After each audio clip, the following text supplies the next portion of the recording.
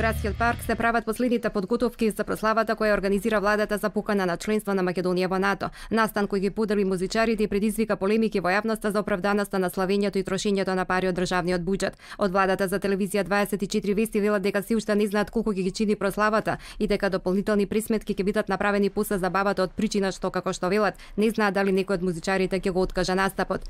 Најавите за сомнеж во настапот на неколкумина уметници се појави откако дел од нив по социјалните мрежи пишуваат дека не биле информирани по кој повод ќе пеат, но никој официјално не најави откажување на настапот. Сепак добар дел од ангажираните артисти изјавија дека точно знаеле по кој повод ќе настапуваат. Во пресрет на најавената прослава дел од граѓаните расположени да се забавуваат, додека некои воопшто не се информирани дека во Градскиот парк ќе се одржи голем хепенинг. Каква прослава вечер? Во Градскиот парк за покана на Македонија во НАТО. Не ни знаев, не ни планирав. Само не знам што е точно прославата. Ако е во врска со ЕУ НАТО, не.